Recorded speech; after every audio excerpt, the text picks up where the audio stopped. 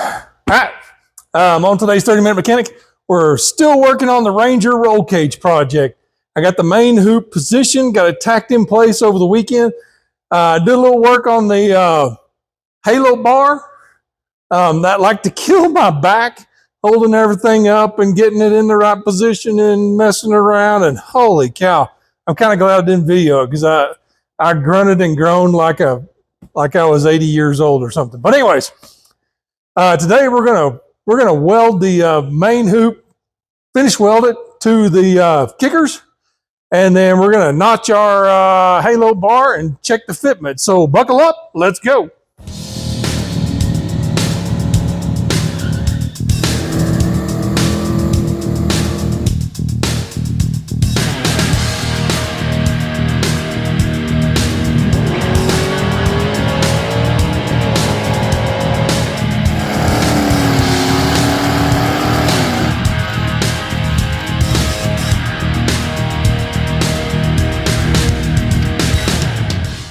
All right, let me show you where I'm at here.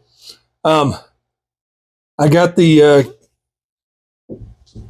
finished welded all the kicker, the caps on the kicker bars right there, and then I got my main hoop positioned in here where I wanted. I had to trim off.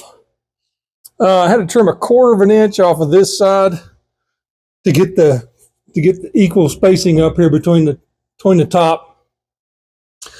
I took a very long time. Positioning this exactly where I wanted it. Used the digital angle finder to zero on the floorboard over there, and then check the bar. And I tried to get as close to 90 degrees to the floor pan as possible. Now, with anything that's fabricated, this bar isn't completely perfect. So it was a bit of a compromise to get both sides close to 90. It was kind of a compromise there. Now, once I got that positioned, then I was able to take some ratchet straps here and support the halo bar in there. And then when I got the halo bar close, I trimmed the ends where they were going to hit. Whoops, can't see where they were going to hit this. Now, let me back up here. If I was going to build this cage kit myself, I would do it differently. Well, the first thing I would do is I would not kick these bars in this tight. I would have them going more vertically before they make a bend. Keep these bars straighter so that it's closer to the inside in here. And then the second thing I would do is the front down bars. Instead of making down bars go from your halo down to the floor, I would do it the other style, where the down bar goes from the floor up, bends, and goes all the way to the main hoop. So that would be one bar. And then your eyebrow bar up here would be a separate piece that you weld in later. The reason is the way this halo bar is made, it kicks in on both sides to meet this.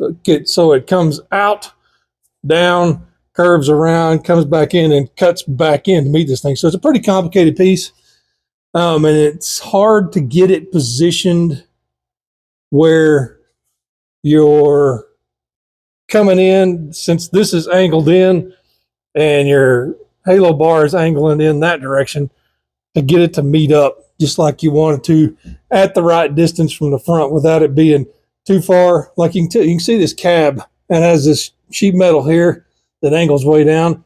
Well, you kind of got to compromise on how high your halo is because of this, unless you want to cut that out, which I really didn't want to. So your halo, you get it too low, then it's down here in, covering up part of the windshield, or if it's up here, then it's too far back for your A-pillar bars to meet it. So it's kind of when you're dealing with pre-bent stuff, it's kind of a compromise, and you just got to fiddle with it till you get it where you want it.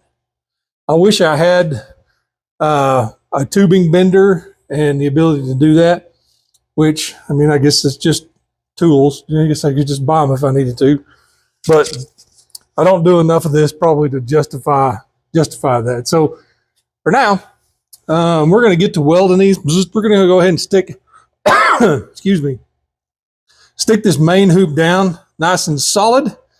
And I did also drill all the holes in the frame down there for the kickers, and I got 2 bolts on each side tightened up tight so those things won't move around. So they're right where I want them, and we're going to put the zap to that dude and see if we can get that part tied down and notch the ends of that halo. And I'm just going to show you my tool. Bought this tool, can't remember who I bought it from. Works pretty good for joints. You slide it over. The only drawback to it, that if you notice, I got one pin. I took one pin out because there's no way to index it. If you had all the pins in there, you'd slide it on something and get the shape you want, because the pins slide in and out, like that. I left one pin out to index it, because otherwise you can get it rotated and you don't know which way it goes. So anyways, cool tool. I'm sure I'll be using it more when we get to door bars and whatnot, and maybe even our A-pillar bar. Okay, on to welding.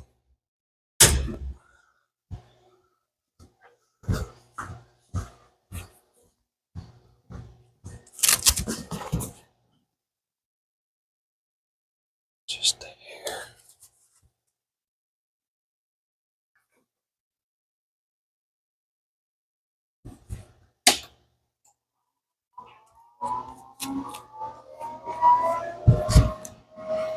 Actually, I got these readers right here. I just try to use them.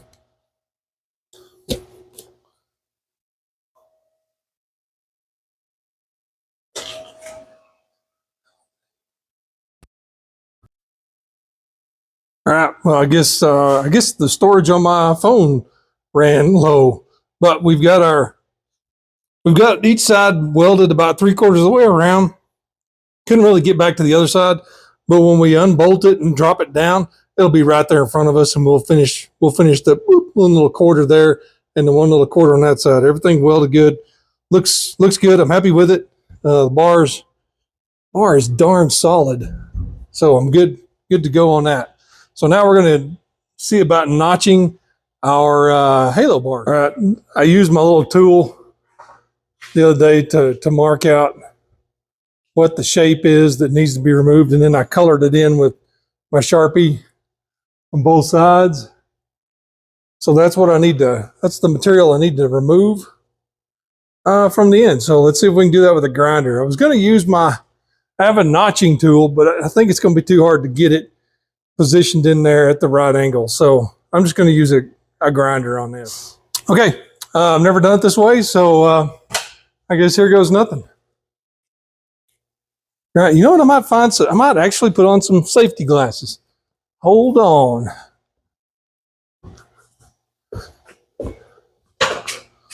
I mean, why not? And if you'll notice, I'm wearing long sleeves today. I welded some stuff the other day with short sleeves, and I got a sunburn on my arm from the daggone thing. So anyways, here we go.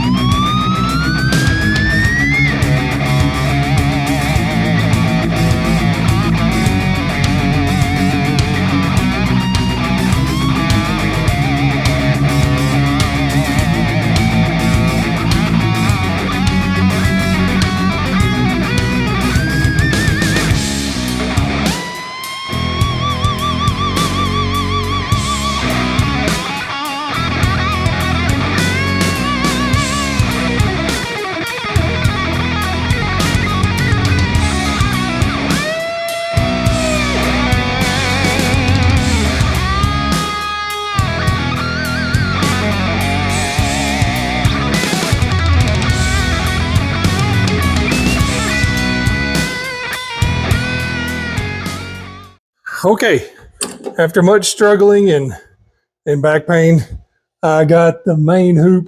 I got the halo bar up kind of where I want it. Actually, you probably can't see much on this side. Let's zip around to the other side because of that super bright Harbor Freight light. Come around to this side, and looks like our joints are pretty good. I wanted the halo to be basically parallel with the top of the door. You can see it's pretty parallel. The ratchet strap has the rubber seal squished over there, so it looks like it's crooked, but the halo is parallel with the top of the door. It comes forward out here about as far as you can go, because I wanted it far enough forward so my A-pillars would drop down. Now I use ratchet straps here, hold everything up, and then I come back and I put a fail-safe in. Put me a zip tie around there so that strap doesn't go slip.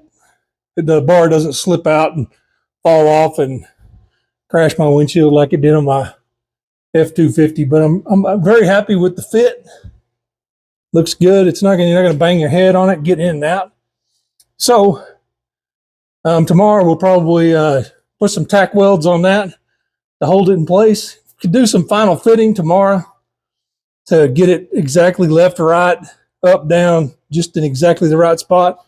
I'll measure from the floor pan up to here. Actually, this side has a mark. It's just barely below it. There's the mark.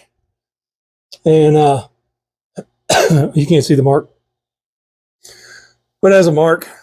And then I'll mark the other side and get it exactly the right height. Then I'll put some tacks on that. Then I'll leave the front ratchet strap in place. I might just leave them both in place. Who knows? And then I'll start working on the A-pillars that come down. I got kind of a trick maybe I'm working on to make that work easy. Figure out exactly where on the floor pan they're going to pop out. All right. It's going to do it for 30-minute mechanic today. I got our main hoop finished welded most of the way. We'll finish those up when we drop it down. It'll be right in front of us. We'll finish up that one last little quarter turn of weld on each side.